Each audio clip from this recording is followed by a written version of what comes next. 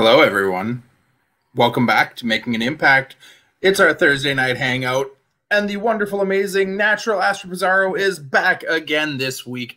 I am the foe, Cody Defoe. Welcome to the show. We got a lot to discuss, a lot to get into tonight. Of course, going to throw the shout outs in the chat. Ed, Mel, Bobby, thank you so much for dropping in. Astrid, thank you for dropping in. How was vacation? Very, very nice. So I want to say again, even though I said it on Tuesday during taking over, thank you, Ed, for stepping in. So I can miss not only one but two impact shows in a row. But no, I got some rest and I got to celebrate my birthday and have a vacation that I haven't had in like 2 years now. So it was pretty nice to be out completely from everything that I do for once. But how are you doing? Did you miss me? I know you did. Of course, we always miss you here on Making an Impact. You just brighten up this room so much. All of this black surrounding us. We need your bright light on every show. Happy birthday from me to you. I didn't get a chance to get in on Ed's presentation on Tuesday, but wanted to give it to you person to person. I'm a little late. Happy belated. Glad you had a good time with it and everything, though. Thank you. You got a chance to watch BTI tonight, then, right? Yes, Let's sir. jump into it. Our number one fan, Trey Miguel, taking on the Jet, Kevin Knight, in some BTI X Division action. Really, really fun match, I thought here. How did you feel about it? Yeah, I like how it was so fast paced, and it just another thing that I kept thinking about in the back of my mind while watching this though is like, yeah, I like how even as champion, like Trey has complained recently about not being part of the show on the pay-per-view, and now he's again on BTI. So that's interesting to see. But no, I mean, him and Kevin Knight had a great match. I loved it. It was definitely a great preview to Impact tonight. Very welcome in. Praying for Trey's testicles. I feel like we're all praying for Trey's testicles after that one. He seemed to be feeling it a little bit at the end of the night. Honestly, I felt like this match had a little bit of everything in it for next division match. Like, it was a really fast pace at times. We got a really technical open there right off the start where we had some arm and leg holds exchanged for a little bit. Then we got into the speed, and then we got Trey kind of slowing it down with some heavier moves and some submissions and a little bit of up and down and a little bit of everything. And it felt like Kevin Knight really held his own throughout the different speed changes here. And I never won't be amazed by the height that Kevin Knight gets when he leaps. Yeah, I definitely enjoy not only that, but I more than anything the character that Trey was playing during this match. Like he was always toying with Kevin and the low blow part, and even stretching him out through the post while he did that too.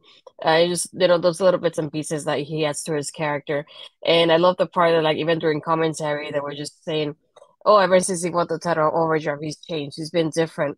And I like how Tom he's asking Gia about it. She's like, I don't know what he's smoking, but it got to his head. And it just definitely got me when she said that. I had to point it out when it did. But yeah, I feel like it was a good back and forth for them, a good showing for Kevin. That's another thing that I noticed too during commentary. They just kept highlighting Kevin in a way. And they said, even though he's partnered with Kushida, and we've seen him partner with him for a little bit now, but still he's standing up on his own and he's showing up on his own, which I really like. And I'm glad to see because, like I said, for me, when I was at the tapings, that was my introduction to Kevin, and he's been standing out to me ever since. But of course, being that this is quote unquote right, the last night before Sacrifice, it makes sense for Trey to win this match as a preview to the show tomorrow night. Yeah, absolutely. Like you said, the spot in the corner there, I did want to kind of highlight or low light, if you will. Just the fact that Trey definitely looked like he struggled a little bit with Kevin's size, trying to get him up into that tree of woe. Really good job by both guys to make it work, but it definitely made it look like Trey was having a little bit of difficulty there. And then the lightning spiral for the win, as Trey has gone with. Barry, I wouldn't be surprised if he gets there eventually. I don't know if he's quite to that level yet, but he's definitely got that raw athletic ability that put a little bit of work and polish on it, and he's got all the tools to succeed for sure. Yeah, I wanted to also back to Bobby's comment here. A few minutes ago, Impact tweeted that Mickie won't be competing at Sacrifice like it was scheduled, her versus Jordan. She has an injury, as I would call it for now, because we don't know what really happened at the moment. So they said tomorrow night they're going to address the championship match. So we don't know what they're doing. I have the graphic here for the predictions later on. So clearly we're not talking about that one because we don't know what's happening now. But yeah, it's interesting to think of like they just pointed that out right after the show ended as well. Yeah, definitely with the way that segment ended and stuff. We'll get to it in a bit here, but it's definitely some breaking news and a big piece going into tomorrow's Sacrifice show that suddenly the Knockouts women's title is not on the table anymore. Main show opened up with the 6-man tag match between the Design and the Time Machine, following our regular rundown of all the stuff that we watched and talked about last week. Somewhat interestingly, Callahan is left to sit out to the side on this one. And I do like how Deonna is getting even a little bit more forceful and aggressive, it feels, with stopping Callahan's thumbs up, thumbs down at the entrance there. This time he actually literally grabbed his hands and just stopped him completely in his tracks before he even got to the thumbs up portion, just as soon as he went to put the arm out. Yeah, it's a nice timing of it because we've seen it like when I went to the tapings and like the progression of it, he was higher up when he was stopping him, and now we notice it just keeps getting lower and lower because he knows when it's coming and he's stopping it beforehand. Versus it made it seem like before he didn't know when it was coming, and just when he had it up there is when he lowers it when he's doing it too. So that was interesting. Yeah, for me this was a good opening match. I like the speed of it, and I feel with the machine guns, like it's something that you expected to happen, especially with adding Kushida to that mix as well. And again, this was just a good preview, not only for Sacrifice, but for next week as well for Multiverse United. I feel like it was definitely more of like the side of Time Machine than anything. I feel like the design had some kind of good spots. I enjoyed especially that one part with Alan Angel just kind of powering up and just like I got this, and then just like that, it's the Time Machine. It's a 3-on-1 situation, and then just like that, it's over. So I was like, dang it, I wanted more of Alan Angel just getting powered up than he did in that part there too. But I thought it was also interesting the part with Callahan, the way he was assisting them during the match and just and telling them, the machine gun just like hit me, like, and they actually did hit him, but it wasn't actually helpful towards them at the end. So I thought that was interesting how it didn't work out, even though he tried to help them. Yeah, the save at the end, right when the Time Machine was going to go after Deonna, and Callahan comes flying in, and rather than interfering or causing a disqualification or anything, he just stands there and takes the punch on Deonna's behalf, was an interesting kind of way of going about it. The match itself, especially early on, had kind of a weird dynamic to it. It almost felt like we were watching a heel versus heel. I thought it was odd that Time Machine were working almost a heel style against another heel team.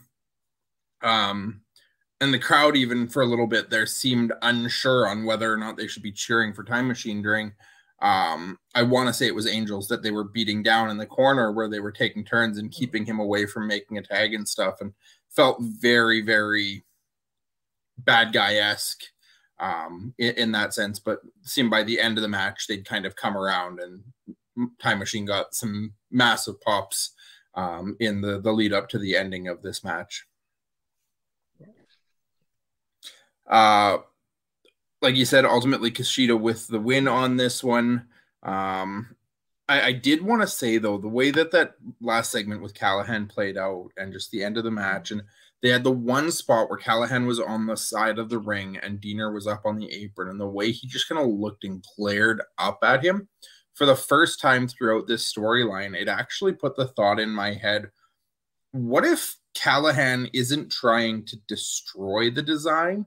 What if Callahan sees himself as a better leader of the Design than Deonna? And his ultimate goal is to get accepted in and then to usurp Deonna and take over the group. Yeah, I think that would be an interesting dynamic because it would be like, how do you take down Deonna as a leader from the group though in itself? Like, how do you take him out of that power there? Because he's not going to accept it himself. So that means that the other two guys have to accept it for Callahan in that aspect of it. I feel like that would be interesting to see. Yeah, just the first time it's crossed my mind, I had to bring it up, that something that I could see them doing with this, that the seventh deadly step, when it gets announced and when it comes about, ends up being him getting in And then slowly we start to see the cracks form and him get Con and Angels on his side because they don't trust the fact that Diener kept letting Callahan in the first place, and that Diener keeps giving Callahan. Maybe you see the sickness start creeping into Diener. Oh yeah, that could be the sickness. That's true. Yeah. We went from this match to a quick backstage promo with Taylor Wilde, Kylan King, the Coven. I personally didn't find much substance in this promo. It was really just reaffirming the fact that they won the titles last week, reminding us that they're the new champions and that they're witches, and not much nothing else new. really felt like it was said. Yeah. Yeah, I think the only thing that really stood out to me though is when I forgot how it started and when the way she said it, but Taylor said it. Rosemary shook Taylor's hand, and that's when she sealed the fate for the Death Dolls for them to lose the titles. So yeah, that's the only part that really, I think, actually made that comment. Yeah, that's the part that really stood out to me. Is like, oh yeah, it was Kylie. I remember now. But yeah, that part is the one that stood out to me. Is like you sealed your fate the moment you shook my hand. And that's when the Death Dolls actually lost the match. So that's the only part that really stood out to me from everything they said. Other than that, I'm just, I don't believe in you being a witch, Sailor. I'm sorry, I really don't. We got another kind of promo package put together. Again, just one that not a ton of substance, just kind of a little bit of character build and reminding us of Champagne Singh and that he has apparently hit it big in Vegas, and him and Shira don't need to pay for anything because they have all the money now, celebrating all their success with a life of luxury and fast cars and women and champagne. Again, just kind of keeping them in your mind. I feel like it's a positive for Singh that he's in a position now where he's getting a promo package and getting to be kept relevant and prominent, even when he's not in matches. I don't know what the future holds necessarily for him, but it's definitely something that I'm curious to see where they go with it. Yeah, I feel like it's just a way for us not to forget about either one of them. So I thought it was interesting that they decided to go with this as that, not only that introduction, but that way of like, we're doing something with them, just wait. And this is kind of like that way of making us wait. I also wanted to highlight Bobby's comment. I like to see a match between the Coven, Kylie King, and Taylor Wilde was just the Hex. I thought about that as well as the promo was happening, because I kept thinking the Hex came in, they just went against the Death Dolls, and then they were just out. And it's like, I wanted them to stay. What happened? Why did it have to be just a one-off? And it goes back to the point that I've been saying for like since we started the show, of like the part now with the rosters, like they keep losing people and not gaining as much. And then they lost Taya now, so the Death Dolls are out, and we don't know what's gonna happen. I mean, not that part yet, but we don't know what's gonna happen between Rosemary and Havoc now, or Jessica, as you want to call her still. And then the Hex came in, they left, and that was it. So I'm wondering what else is happening, because you guys are not adding really a lot of people to the roster. And like I keep pointing out, where's my girl Tasha at? Where is she? What are you guys doing with her? Where are you hiding her? I need to know. Frustrating. I don't like it. Barry, you're just saying that Champagne Singh's like an old school heel from the 80s or 90s. Very much so. He almost has kind of that Ted DiBiase, like him and Shira have that DiBiase and Virgil, or DiBiase and IRS kind of feel right now. So curious to see on that one. There's so many different directions they could take it. Personally, I think the most likely next step for the Champagne Singh character would be a potential rival for Joe Hendry. That could be, yeah. Next, we had another backstage segment with Eddie Edwards and Kenny King, basically just explaining how Eddie came around to get Kenny to help him take down PCO. Eddie saying, he's been trying to move on. His past is coming back to haunt him, that PCO just won't let him move on. So in order to eliminate his past, he has to dig back and reach back into his own past. And that's where he found Kenny King. There was a little bit of other in the middle here, but ultimately the piece that kind of stood out to me was Kenny King saying, at Sacrifice tomorrow, PCO is gonna be king because he's putting Carl out. Ay, ay, ay. This is the part that I kept thinking back of that promo that Kenny did not too long ago. I was like, oh, I'm putting all the champions on notice, and I was like, what happened to that Kenny? I was prepared for him to go for a title, and then we haven't really seen anything, and then he just goes to PCO. I'm like, do you know PCO is not a champion? Just letting you know, because I mean, he tried to go for the titles. He I was lost to like, Speedball in the tournament for the X division. He but that was lost. it. I I just like I forget who feel he like there lost was to in the world title tournament that Macklin ended up winning. Like he's gone for them and he's failed, so I guess he's just given up going for them. Maybe him and Eddie will end up being tag champions here down the line. Who that's knows? the part that I'm like that was it. Like I feel like that promo gave me like hope of like something more for him, and then he just goes like, "No, I'm gonna go against PCO now." But I thought it was interesting though how they pointed out. I was like, "Oh, we were at Jay Briscoe's house, and even during the tragedy, like we got together, and this is when we realized that we should team up against PCO because of our past with Honor No More." Which is it goes back to like the way we were saying. It's like I don't know more just like stopped and they just forgot about it, and then I was like, "Do you forget that Kenny's still there and Eddie and I feel like they just forgot this happened to begin with." But I like how they brought this up in the aspect and they said, we're family because we've been in Honor No More and PCO wasn't part of this family and that's why I'm basically defending my family right now. And he's like, oh, he kept pointing out, I was like, I have to make the sacrifice for my family. I was like, I see what you did there, but okay. With the pay-per-view happening tomorrow. But yeah, I thought it was interesting, like the way they pointed out, like even during the tragedy with Jay Briscoe, this was like our way to like realize that we're family, we should be helping out each other. So I like how that, tied up to everything before. And it's like, don't make us really forget that they were together in Honor No More. Because I feel like we always think about Eddie and PCO because of what happened between them. But then we kind of forget that Kenny was there because he was always in the background. So it's nice to have it mentioned now that he's there with Eddie. And here too, Bobby's comment. They should bring Blunt Force Trauma, Heather Mama, and Raylene. I think that would be cool to see Raylene on Impact. And it was like, you never know.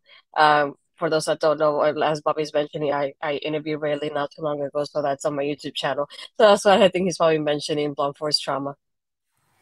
Yeah, lots of very talented women that we'd like to see join the Knockouts division ultimately, but um, ultimately we've got to make use of the pieces that they've got at the point or at this point in time and just kind of fill the holes as necessary, I guess. Yeah. Speaking of, we got a match next between the cannibal Savannah Evans and the virtuosa Deonna Purrazzo.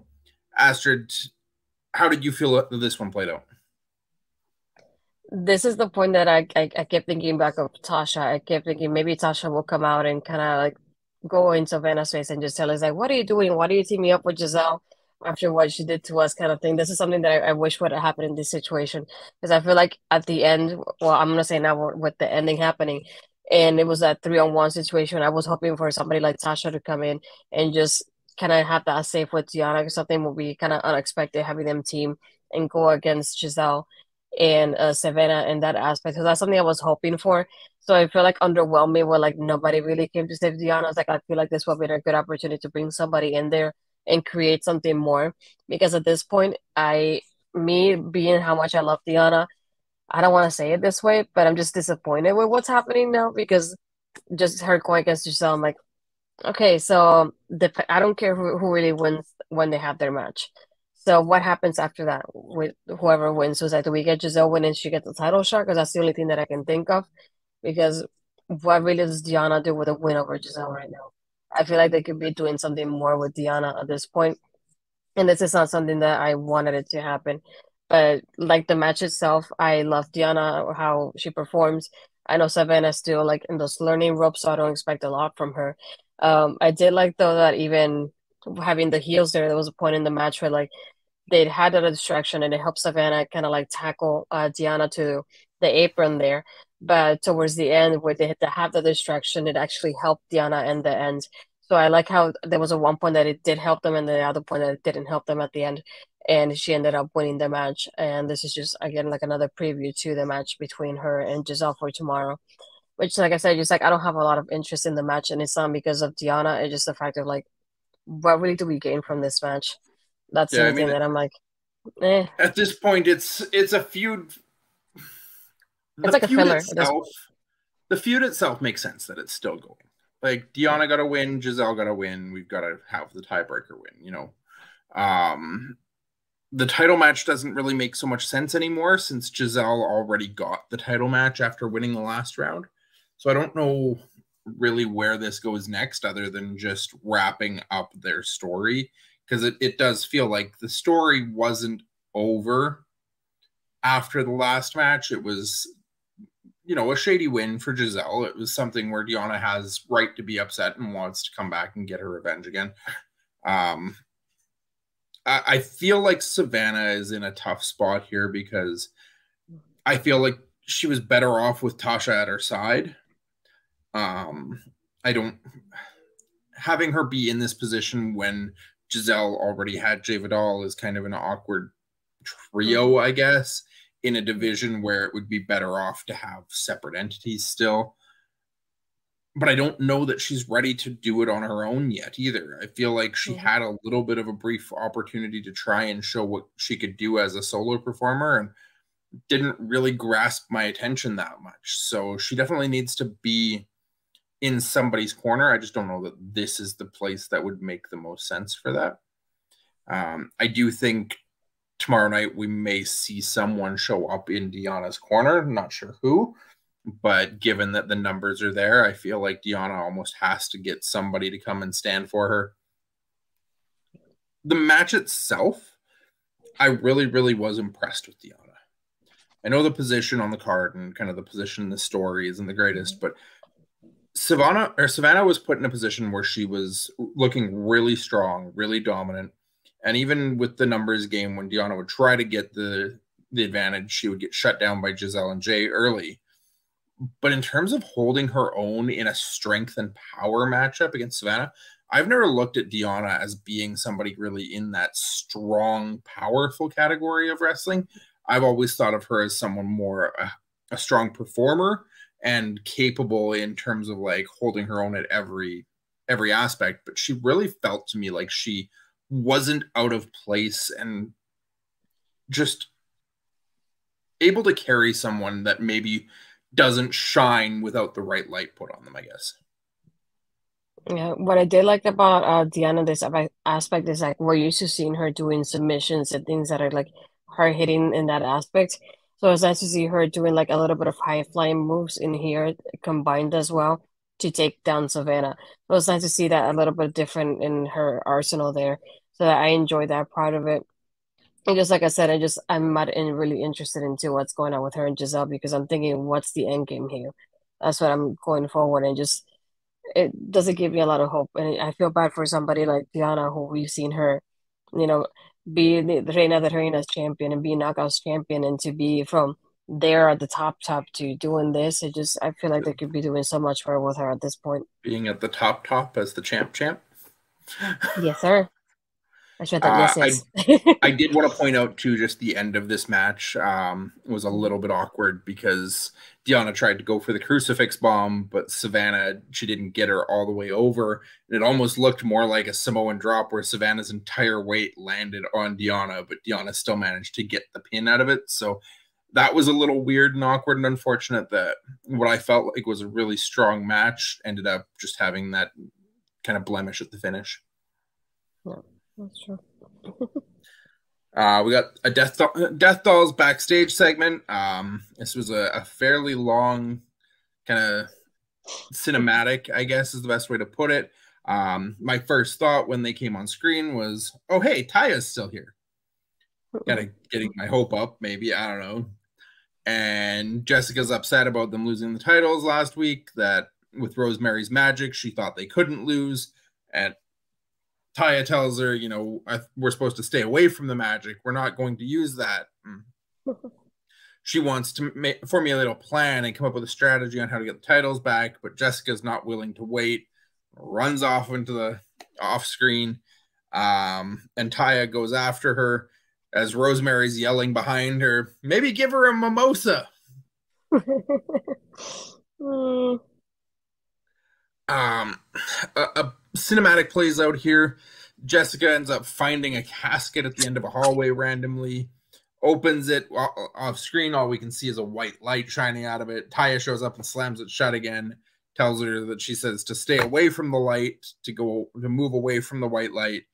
But while Taya's there reprimanding and telling Jessica to stay away from the light, a hand reaches out from the light in the casket and drags Taya into the casket and off screen. And Jessica runs away screaming. First they put her in jail, now they kill her, I guess. I don't know what to call that. Or they make her disappear. Supernatural. Maybe we'll find her in Wrestle House next year.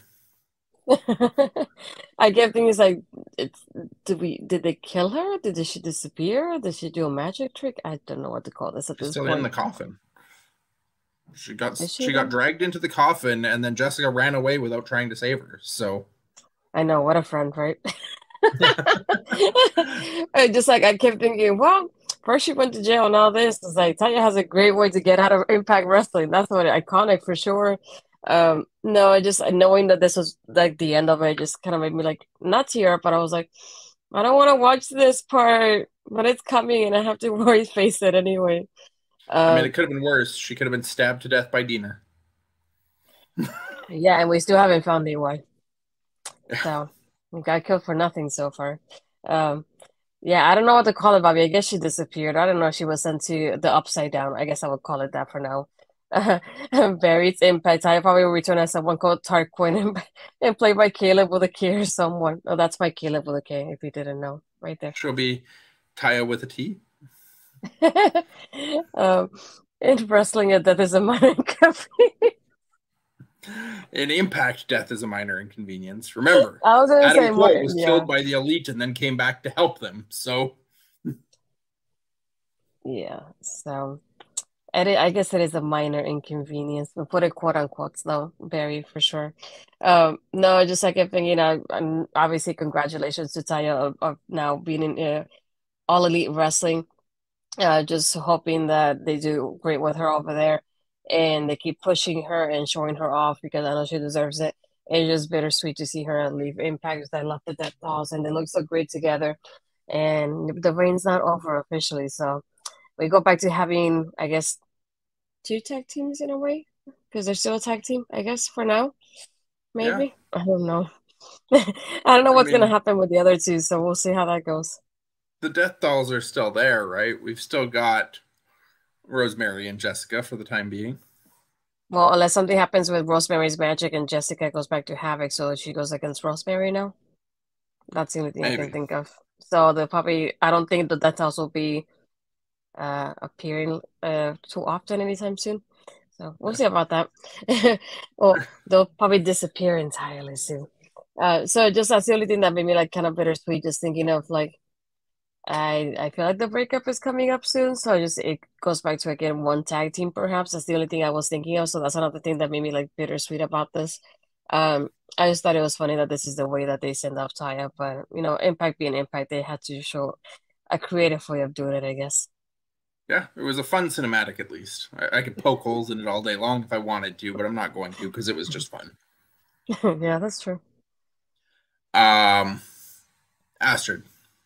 Next up, I'm sure was your favorite match of the night. So I'm going to let you. I was going to say that about you. I was going to say, is this your favorite match of the night? It is, isn't it?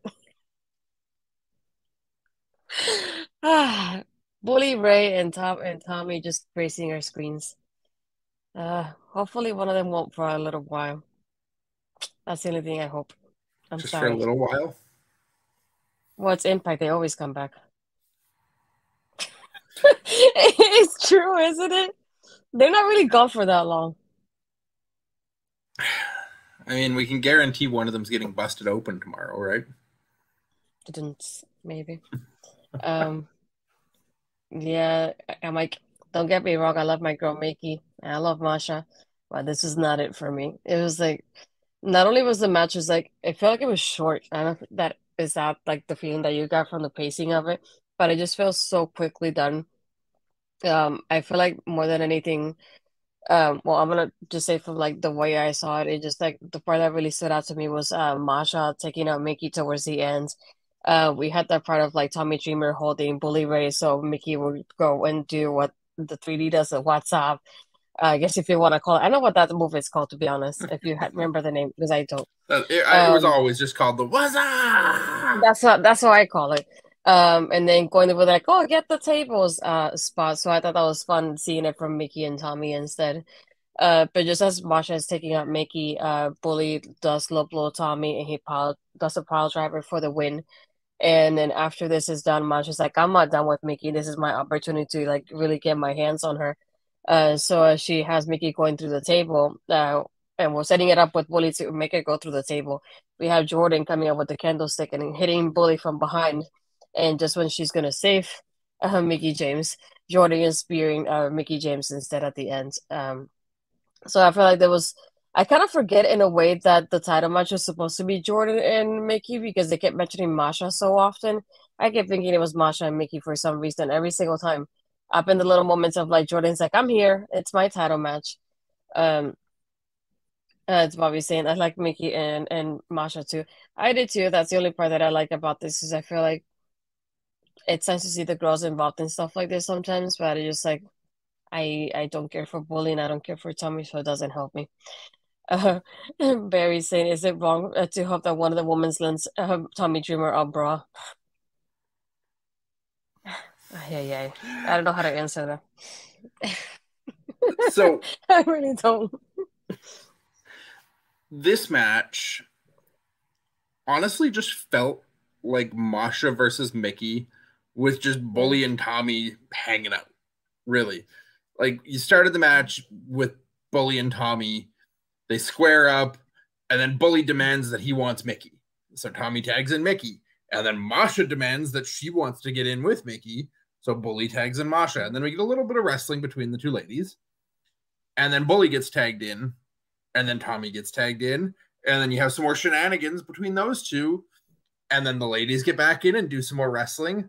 And then you get into the ending sequence there. I did like that Tommy and Mickie hit like all of Bully's spots, though. Yeah. Like ultimately, the bionic elbow is Dusty Rhodes initially, the American Dream, but Bully used it for so much of his career, especially the part where like they grab their nuts and like shake back and forth, and then the was up and they get the tables. And ultimately, my favorite part of this entire match was after they hit the was up and Bully sat up and my balls. It was just so over the top ridiculous that somehow that ended up being my favorite part of this whole segment. That's amazing. That's your highlight of this match. It just felt like the girls were wrestling and the girls were like cheerleaders. I don't know if I call it that. I guess the guys were just like cheerleaders in the corners. Pretty much, they were two, like Tommy wanted to fight and Bully wanted to fight, but neither of them wanted to fight each other. Apparently, no, they were waiting to get busted open tomorrow. You wouldn't want to bust open too early. Then we go backstage, and this is kind of the start of the second hour's overarching story here.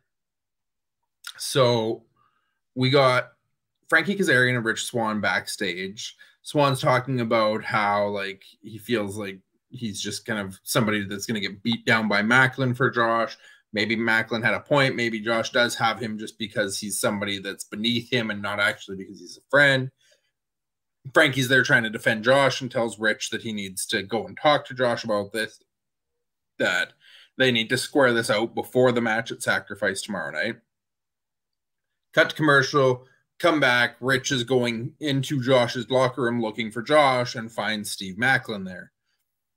Rich starts getting mad, telling him, what are you doing here? Why are you going through Josh's stuff? And then, wait, why are you in Josh's room? And Macklin's like, how do you know Josh didn't invite me here? To kind of stir that pot and create a little bit more cracks. I know I talked about this a little bit last week with Ed. It really feels like that's where Macklin's going right now, is just trying to push those little wedges and push people away from Josh. So Josh doesn't have any of the support structure behind him that he's had for every match up until this point. He wants Josh to feel alone. He wants Josh to feel like he's on an island. He wants Josh to be looking over his shoulder for where Macklin is at any point in time here. Yeah, I like the connection between one part and the other one, going from like Cass and Swan talking to Swan walking over to the locker room, like not even a minute after, at least for me, because I'm watching it on YouTube. And then for him to be like, "What are you doing here in the locker room?" And it's like, what was Willie Macklin doing, just going through the back, like, what's in there? Like, I think you know. Yeah. What are you really looking in there for? Yeah, I didn't think it was interesting in seeing that part of like Macklin kind of using like the mind games in the sense of it that way, because I'm used to seeing him more in the ring and not using really that aspect of it. So it's interesting and new for me seeing him kind of play the mind games for towards the guys there, and like you said, driving that wedge between them and taking away the people that have supported and have been friends with Josh this whole time. So it's pretty interesting seeing that aspect of him being a heel that I don't think I ever seen before from him. Yeah, just really owning that, but also just really, really playing up that tactical, strategical mind of his that you haven't necessarily seen. We get kind of a little bit of a climax to this whole bit at the end of the show, but we had the main event next, and we got the rundown of the upcoming cards. So I'm going to skip over the sacrifice card. We're going to go through all of that after we finish talking about tonight's show. We'll go through our predictions and all that. Next week's Impact is a very special live from Impact Studios with just some pre-recorded matches, never before seen stuff.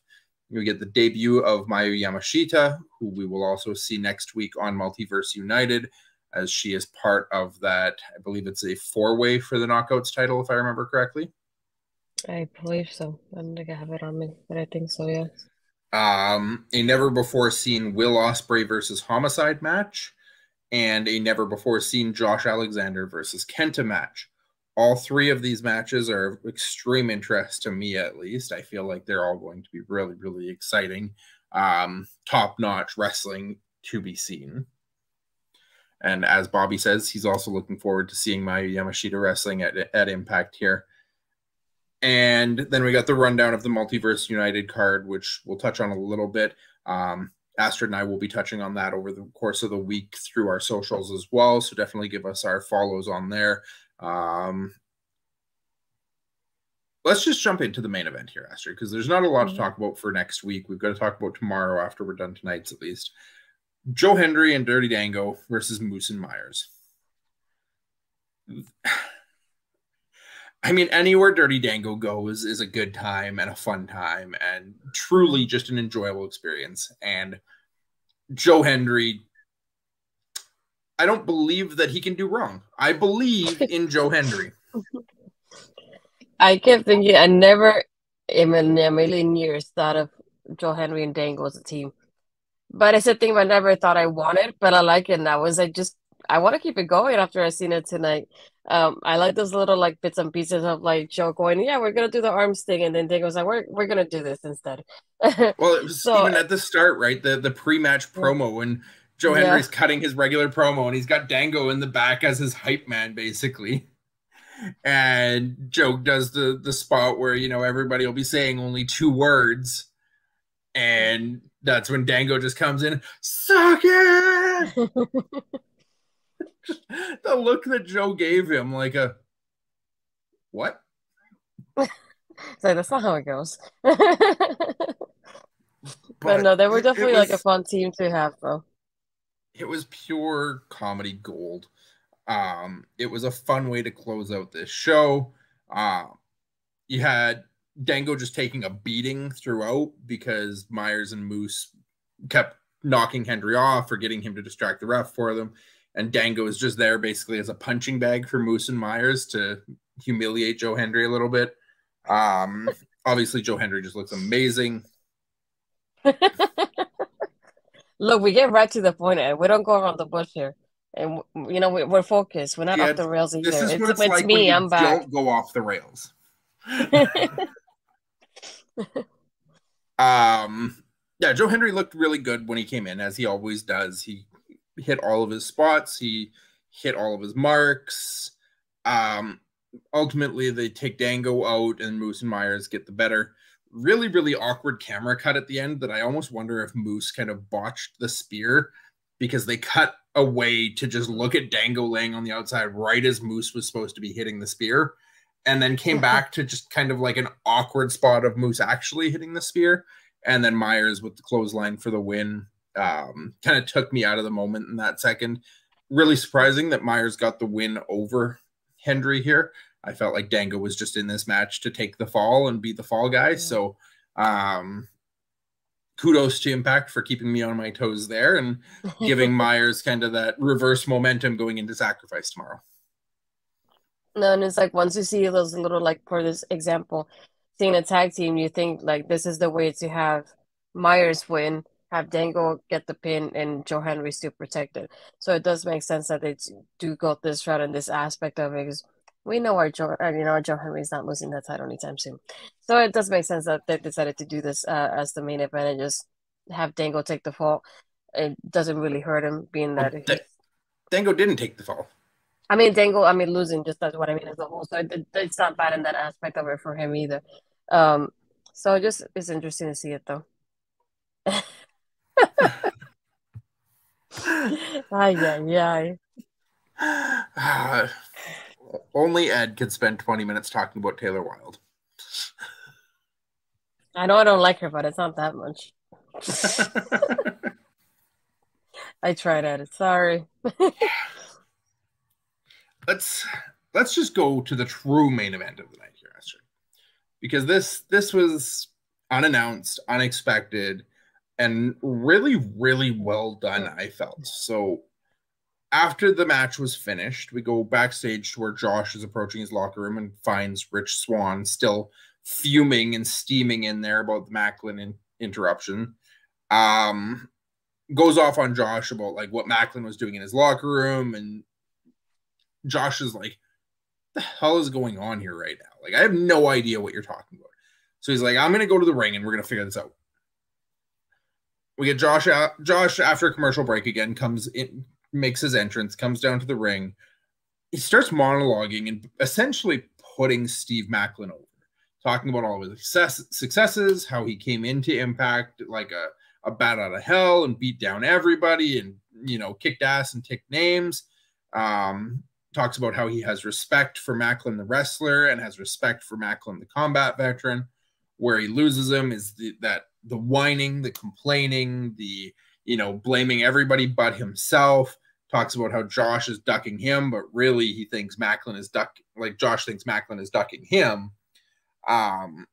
Says that Macklin is afraid of failing. He's afraid of being a soldier with no mission. Afraid of being a man with no purpose. He's afraid of being a forgotten son. Pause there.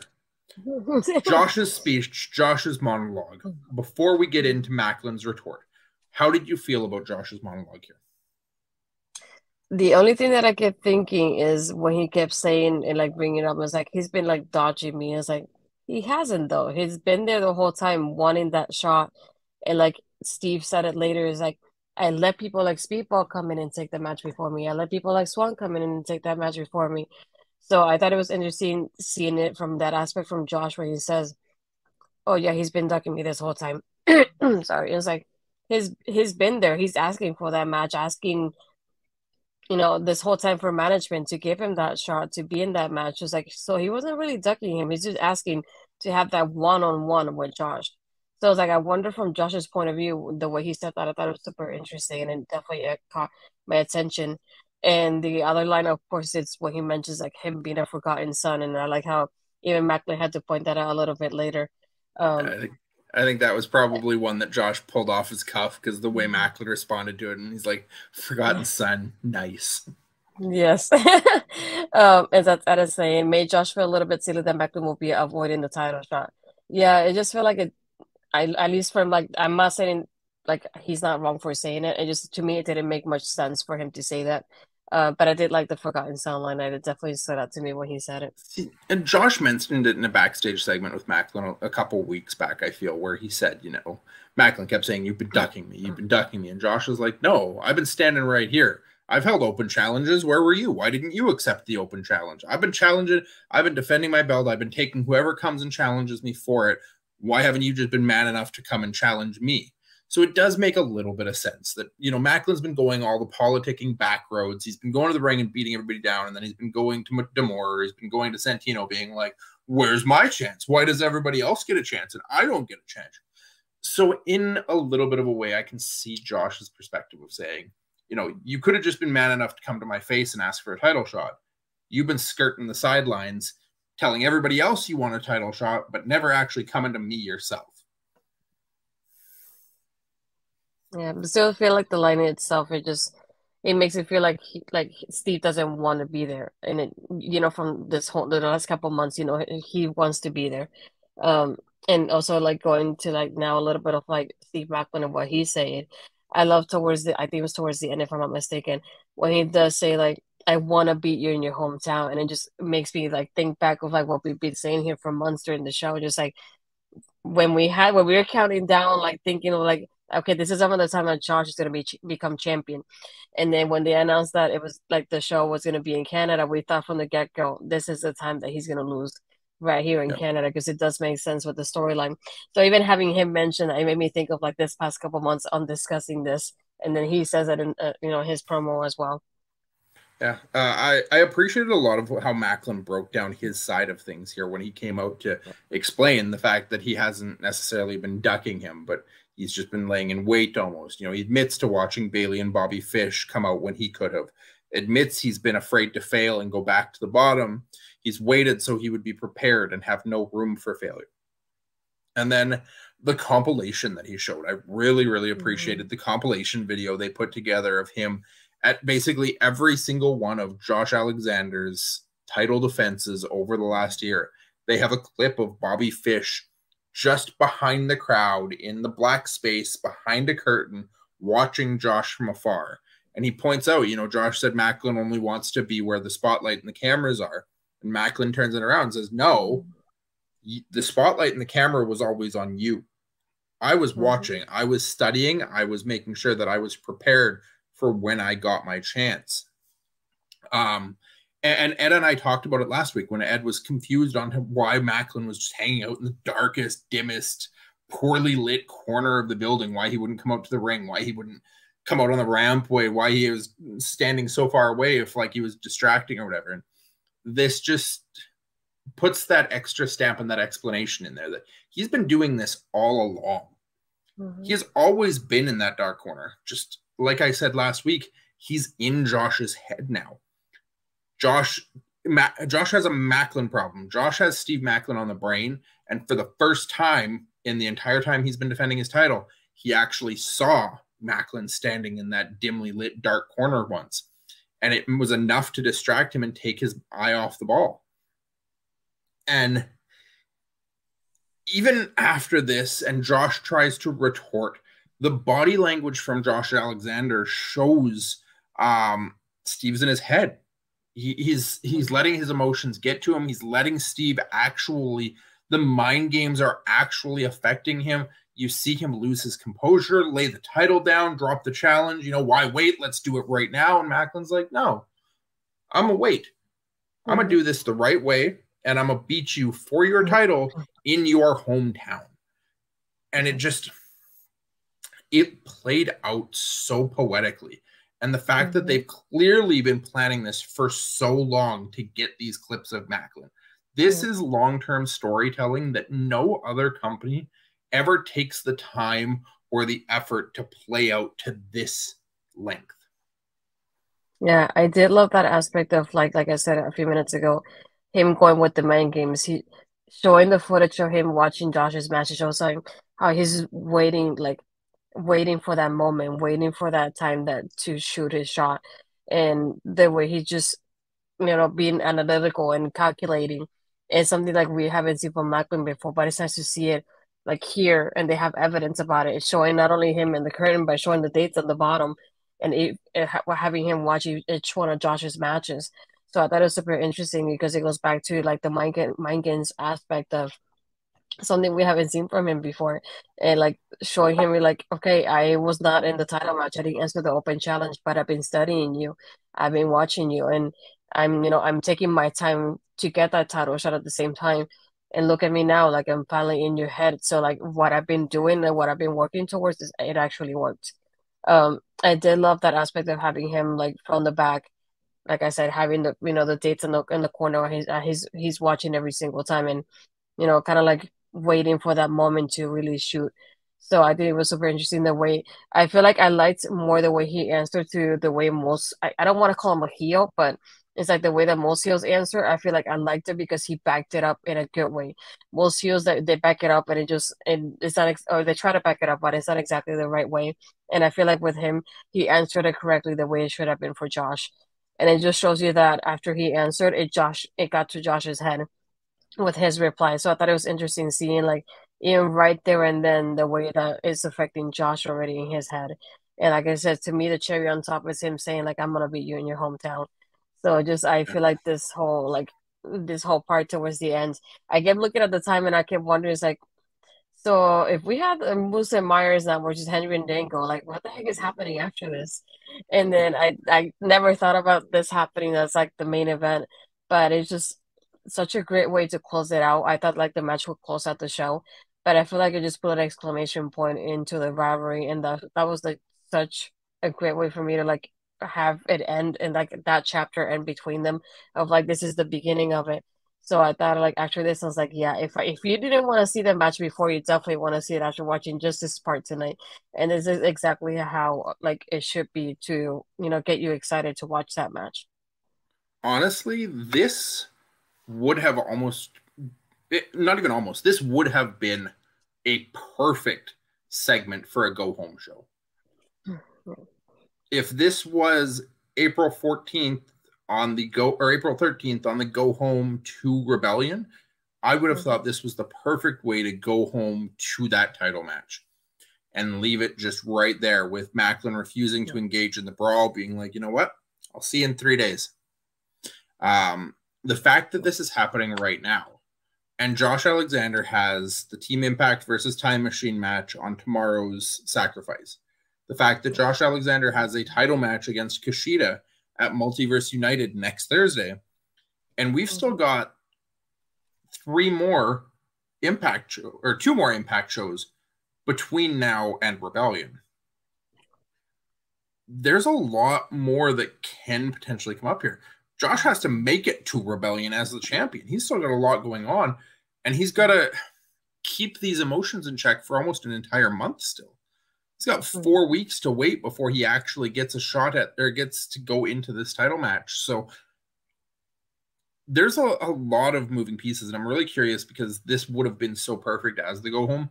Really curious to see what they've still got on the docket, and hopefully the go home show itself holds up to this or more. Yeah, because that's definitely not like the kind of vibe I got from this one because I feel like this was the go home show for them. Like it felt that way to me, like for both of them. So I'm like, if you would have told me like this was happening at Sacrifice tomorrow, it would have made sense for me because of the way it ended tonight. So it just had me curious, is like, what else are they gonna do between now and then for like Macklin, for example, because he really has nothing else to lose.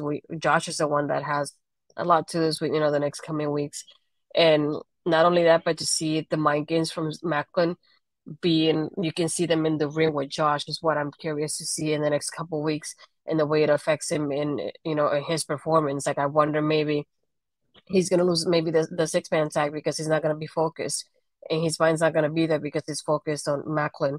So I wonder something like that is gonna play out when we watch Sacrifice tomorrow. Yeah, it's very possible. That was the show. We're gonna leave that there, I think, unless you've got anything more, Astrid, and we'll jump into our Sacrifice card. No, I didn't want to leave out Barry's coming out. He said, I think Macklin's going to have a room with the walls covered in pictures of Josh, items of Josh's trash on the floor, and a rocking chair. Macklin sits in wearing his mother's wedding dress and muttering names.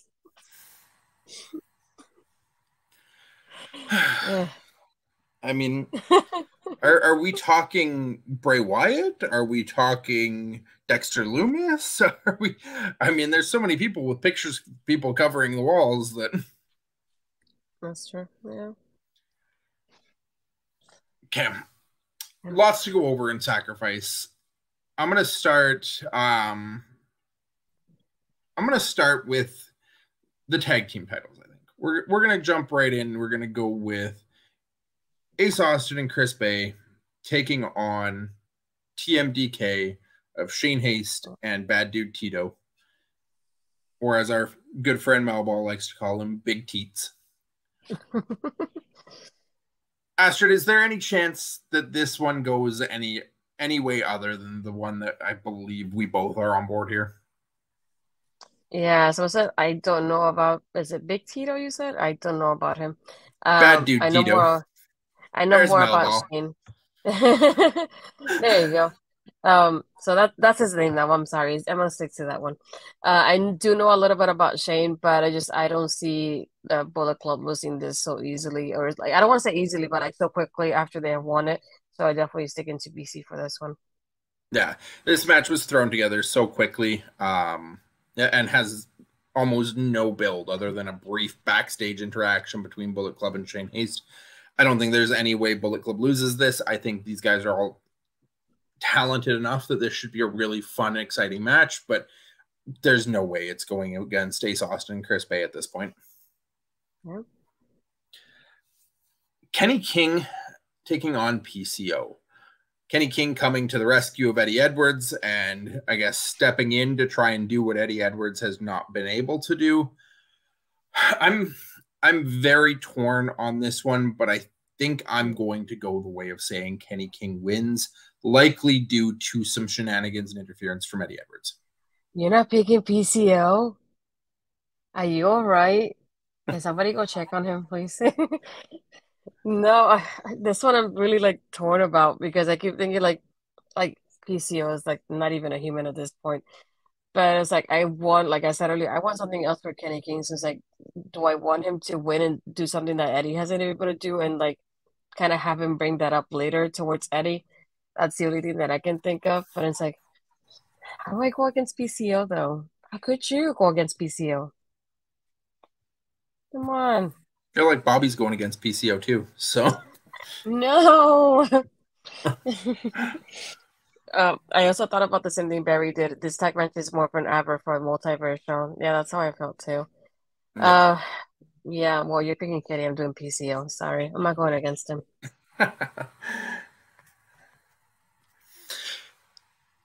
Next up, let's go to the Gisele and Deonna match, Astrid. You're not looking forward to it. You haven't been enjoying the build to it. How do you feel about who's coming out of this with W? Oh, yeah. I don't know what to think about this, but I as much as I don't want to, I'm like, and I don't want to. It's like I feel like Gisele's winning this, and I don't want to pick Gisele, so I'm just gonna go with Deonna. Sorry. I don't think Gisele's winning this. I think the fact that Gisele won, she got her title match, and we're still going with it suggests that she got her title match while she was peaked. And I feel like Deonna probably comes out of this, and I feel like Deonna probably comes out with some backup out of this as well. Now you're good, Mel. I agree with that one. I knew Paris was gonna do Gisele, but no, just I keep thinking of like what would happen after this, and I feel like they're probably gonna pick Gisele to win it, but I want Deonna to win it though. So you sticking with Deonna too for once? We're doing the same one. Yeah, we're both with Deonna here. All right. Round two, Jonathan Gresham. Why am I still calling him Jermaine? He's been around long enough. I was gonna say, who's Jermaine? Jermaine Gresham, I believe, is an NFL player. Parrish probably would be able to back me up on that. But yes, it's Jonathan Gresham versus Speedball Mike Bailey. Round two. I feel like this has to be Bailey getting his win back, right? Mm-hmm. Yeah, that's what I could think about when I saw this. Like the fact that they gave the win to Gresham, we had this back and forth and we end up back in the match again. It feels like a 50-50 booking. These two are so talented and so extremely good together.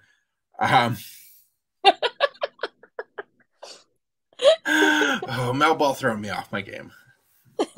Yes. But I feel like this is just setting up that we'll probably have that third match at Rebellion with some kind of stipulation. I mentioned it last week with Ed that I feel like we're probably in a line with this to potentially be looking at an Iron Man match or a 2 out of 3 falls or something along those lines where these two will be able to go for an extended period and really just put this rivalry to bed. I don't want to say that sums it up, but it sums it up. Sorry. You're on board with Speedball there as well, then? Yeah, Speedball all the way. We got Trey Miguel, and it wasn't ever really actively announced per se on the show. There was nothing to really build towards it. Trey Miguel versus Lince Dorado as Santino's handpicked opponent for him for the X Division Championship. I can't even say very much about this. I'm just sticking with my boy Trey Miguel and just leaving it at that. I was like, I cannot. As much as I think Lince is good in the ring, I cannot go against Trey, especially now with this. I don't want to say attitude change, but his attitude change is winning the title. So, we're sticking to that. I'm sticking to what Gia said. Whatever smoking got to his head, so I'm gonna keep it going from there. At this point, I had the thought tonight that he spray painted the title, which signifies he's not losing it for a long time, because when he loses it, they're going to need a new title. Yeah. Where's that replica, though? We need it. Yeah. Digital Media Championship. The most professional wrestler, Brian Myers, finally gets his rematch against Joe Hendry. I don't think it's any surprise to anybody in this room or anybody watching at home that I believe in Joe Hendry, and I believe we believe in Joe Hendry. I was gonna say, what do you say? It's plural. We believe in Joe Hendry in this house. No, I can't go against him either. Sorry. The most professional wrestler is not the digital media's champion. Good job, Bobby. You're picking the right people. Well, with that one at least. I don't know where there's a spot for Trey in Bullet Club Parish. You've already got Ace and Bay, like Ace, Bay, and Trey. I mean, it does have a nice ring to it. Yeah. Okay, Astrid, bring us home. We have our busted open match between Bully Ray and Tommy Dreamer and Busted Open Radio, apparently. I'm still like, I had hope that this will be some kind of loser-leaves Impact match. So at least we could get a reason for Bully Ray to leave, even though it's probably winning it. And the way it goes with Impact. I just don't see Bully losing this one as much as I don't want to pick him. Yeah. Yeah, I don't know if there's any way I can pick against Bully in this match either. It just Bully's still in a prominent position and coming out of a title match. Tommy. I mean, no, you know what? I am going to give it to Dreamer here. I'm going to say Dreamer busts him open to keep this feud going to Rebellion, where we'll get the loser leaves Impact. Ew. Okay. Yeah, I don't see Bully leaving anytime soon, so we'll see. That's why I think Dreamer wins this one. We go to a loser leaves, and then Dreamer leaves. Maybe. We were supposed to have our Knockouts World title match between Mickie James and Jordynne Grace. As we announced at the start of the show, breaking news from immediately following Impact Wrestling tonight, Mickie James is not going to be able to defend her title due to an injury. She has not been able to be cleared to wrestle in Windsor, Ontario this weekend. Astrid, do you have any bold or out there predictions on what you think we might see? They did say they'd address it on the show. Does Jordynne get a match? Who does she go against? What are we going to see come out of this missing segment now on tomorrow's show? I feel like the only thing I could think of like right now on top of my head will be her going against Masha, being that they were I don't want to say involved, but like in a way involved during this match with Mickie, that Mickie had with against Bully Ray and Masha. So that's the only thing that I can think of right now. I don't think that, I guess depending on what quote unquote the injury is, maybe they will kind of have Mickie relinquish the title. I think that will definitely not be the case that I would like to go with because I just want to keep this going with her as champion. And that'll be like really unfortunate, especially at this time. So I'm hoping she doesn't have to relinquish it because then what do we get? Some kind of like ladder match or anything like that, like a multi-woman match, so everybody gets a fair shot for it, maybe. It'll be But very interesting if she relinquishes because we have Multiverse next week where she's in that 4-woman match to defend the title again. And I believe both Deonna and Gisele are in that match with Mayu Yamashita, if I remember correctly, right? yeah, and maybe Jordan was to have a match against somebody else. Yeah, that's what I'm thinking. Like we could be her and Masha most likely. Could put Parish, Masha on the card. we don't do no interim in this house. No, we're not doing that here. There's a possibility we could see Death Dolls or the Covenant up on the card in this position as well. There's also a possibility maybe of a Killer Kelly showing up. No, that's true. Yeah. And last but definitely not least, we have, as Ed has dubbed them, Team Impact, Frankie Kazarian, Rich Swann, Josh Alexander taking on the team of Time Machine, Kushida with the Motor City Machine Guns of Chris Sabin and Alex Shelley. This match could go either way. It really feels like we could see any number of outcomes come out of this. The cracks that have started to kind of form between Swann and Josh, Josh's mind being on Steve Macklin, Frankie Kazarian trying to hold everything together and be the glue between the three of them. But then you've got Kushida with his upcoming world title match. You've got the Motor City Machine Guns as the NJPW Strong Tag Champions still. Lots of moving pieces. This is the match that I think I have the hardest time picking who I think is going to win. But I think I've landed on Time Machine. I thought about that too because I keep thinking the watch between Swann and Josh maybe will show a little bit during this match. And the mind games from Steve Macklin get into Josh's head, like I said a few minutes ago. I think it'd be like a good position for them to have Josh lose the match, just not getting pinned, so it doesn't hurt him really much in the end.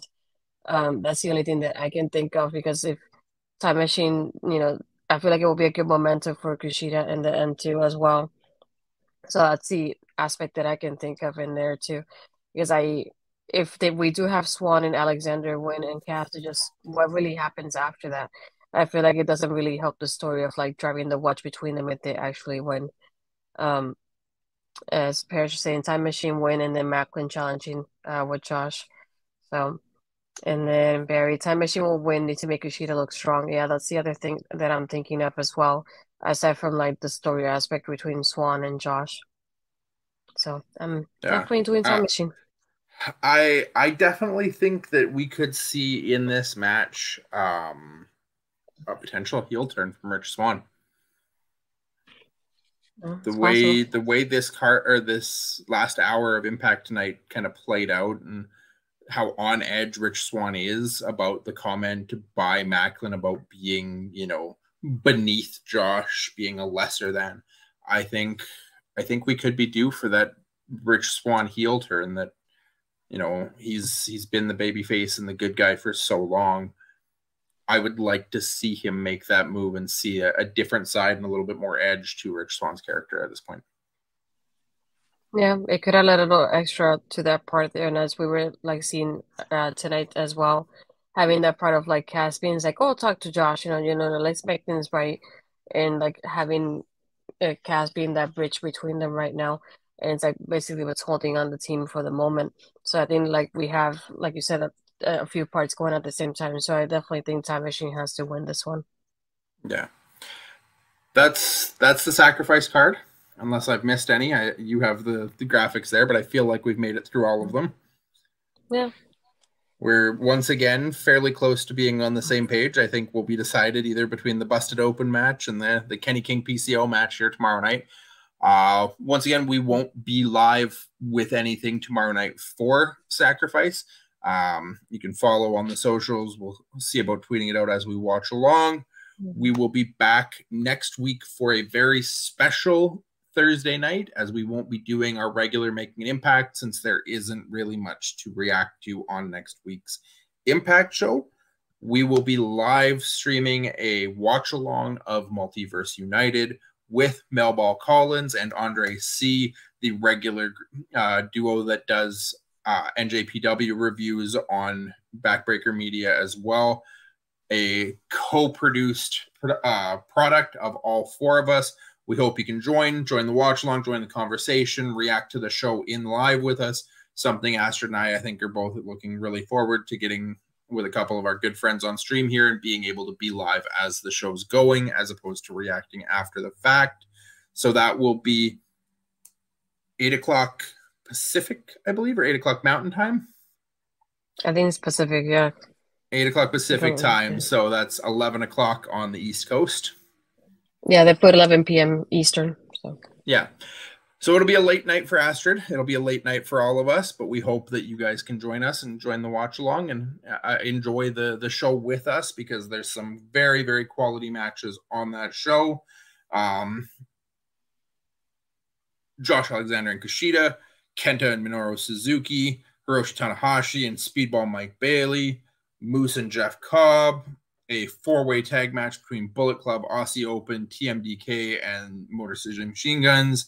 We've got the four-way women's match we already talked about, and a lot more that I didn't even write down or that weren't actually mentioned on tonight's broadcast. There's so much fun in Impact Wrestling going, with Sacrifice this week, Multiverse next week. Oh, Barry. No Taylor Wilde on the show next week. I don't need to talk about her at all. I was like, I don't think I have enough words for that. And I'm the writer, so I can't even say. I do feel bad for Barry because we're going to be here on a little bit later than usual for next week. Just a little bit, not too long. But yeah, just really excited for it, because as the Backbreaker Media family, we don't get to often work together. So it's nice to see, like, we have representatives for let's say both teams in a way for that, and doing a watch along. I don't get to do stuff with Andre too often, so it's nice to be on the screen with him again as well. And so yeah, I'm just really excited for like the pay-per-view in itself, because I don't watch New Japan, so I'm just excited for. I know it's not, I don't want to say introduction, but it's like a little bit after the introduction of like certain people for me, because I know their names, but I don't get to watch them really often. Like I know like Andre and Mel do on their channel. And if you haven't checked them out, I suggest you do. I think it will be a good way to get that preview to Multiverse. I think we're also planning to do through the week on our socials, just kind of showing our predictions for like sort of matches to kind of give you insight into what we're thinking. I think it'll be interesting, because I don't know about New Japan a lot. So how do I pick somebody from New Japan when I love Impact? So I think that will be interesting on my aspect, at least. But really excited for it to be a watch along. We don't do that often here, so. Keep your eyes peeled on the socials, guys. If you've already followed myself and Astrid, I'm at Cody Defoe. Astrid is at Astrid Pizarro. Also give Andre and Melball a follow, as they will be part of this with us. That it's at Collins Melball, I believe, and at That Canada Guy. We'll all be going back and forth, sharing our predictions, maybe some good-hearted fun between the four of us as we lead up to that watch along. We'd enjoy the interaction, get on the predictions with us, and then join us as you're watching, and have some good-hearted ribbon with each other as we win or lose our predictions. Yeah, I feel bad, Barry. I'm sorry. I know it has to be a little bit later because of their start time. So we're definitely going to miss you if you don't show up. But at least we know that you'll be able to watch it the next day, if anything. But yeah, just excited to work with them, and kind of have. I imagine it's gonna be, we're having 4 people on screen at the same time. I'm not used to that. Yeah, it'll be a lot of fun. If you don't get to be there live, Barry, we'd love for you, when you do get to watch Multiverse, to throw us up in the background and pop in and drop a line as you're watching along. And if you have anything to add in there, and we'll be sure to keep an eye on that and keep you in mind while we're watching. Yeah, but that's pretty much it for it. See, it wasn't that bad. An hour and 20 minutes. Come on, Ed. Yeah. That was not bad. We managed to do the whole show and a predictions. Ed and I took 2 hours doing just the show. I know. I watched. Already plugged the socials for us, Astrid. Mine is easy. Obviously, I'm back here for Multiverse United. I'm only really on the Making an Impact program right now.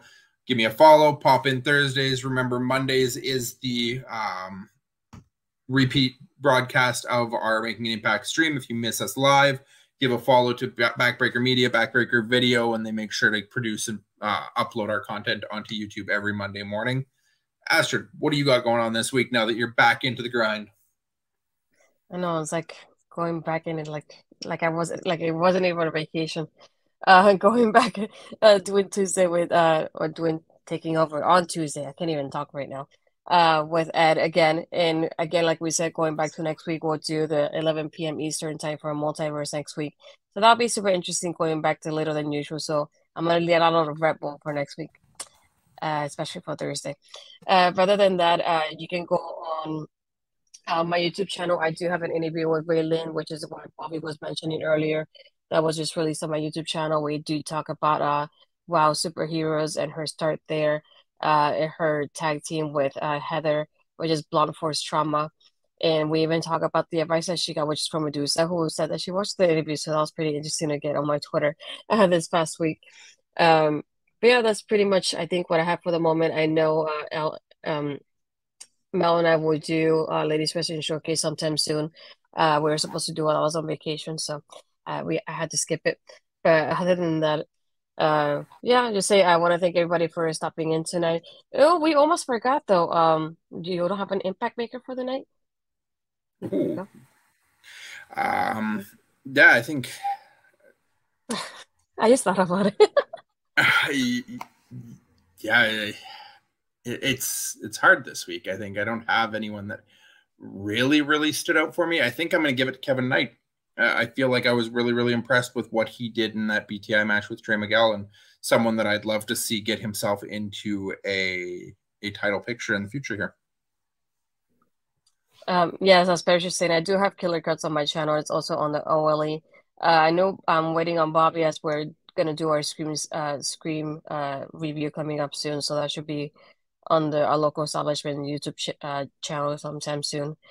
Ew, Bobby did Deonna. I'm gonna pick somebody that it's gonna be kind of unexpected, but I'm gonna pick Taya, being that it's probably her last show for Impact for a little while. So I'm just gonna do Taya Valkyrie for tonight. Because she disappeared on me, literally. Sucked into the abyss. For now. But yeah, no, I want to thank everybody for stopping in. Excited for next week. We're doing Multiverse United, so if you can watch it live with us, we would appreciate it. So you can watch it along with us and have fun with us and Andre and Melba. But thank you everybody for watching. We'll see you next week.